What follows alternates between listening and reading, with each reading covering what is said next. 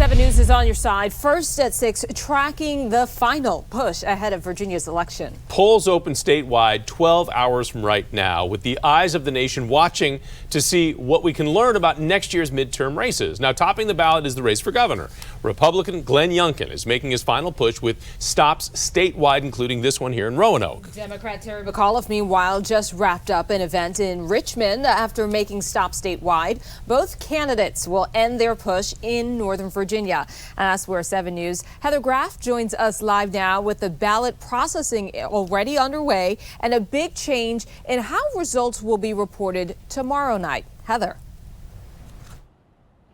Well, Michelle, we know early and absentee ballots have been big this year. In fact, here in Fairfax County, they represent 22% of the voter turnout just from early voting.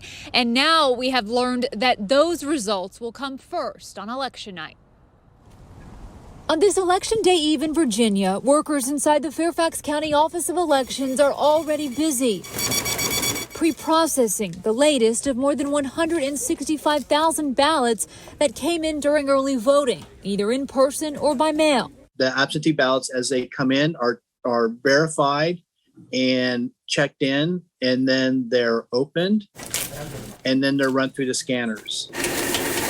It's a multi-step system that's actually required under a new Virginia law so that early votes can be counted right away when the polls close on November 2nd. Fairfax County did a similar pre-processing of absentee ballots during the 2020 presidential election.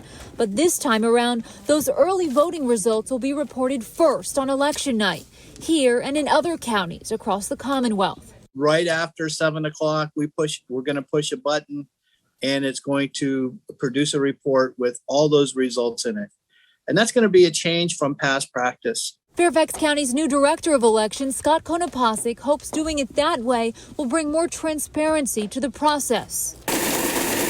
And with the governor's race between Democrat Terry McAuliffe and Republican Glenn Youngkin now in a dead heat, he knows everyone is watching and waiting to see who wins. We're going to release the early votes and the absentee votes first thing. So we're not going to have that big drop at 11 o'clock or 10 o'clock of all kinds of votes. Those are going to be early. Everybody's going to know what those counts are, and then we'll just build on them with results from the precincts.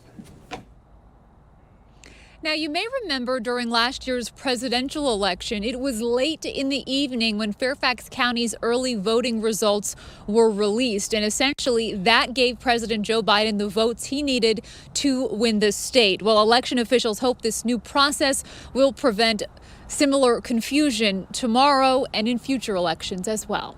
We're live in Fairfax County tonight. Heather Graff, 7 News.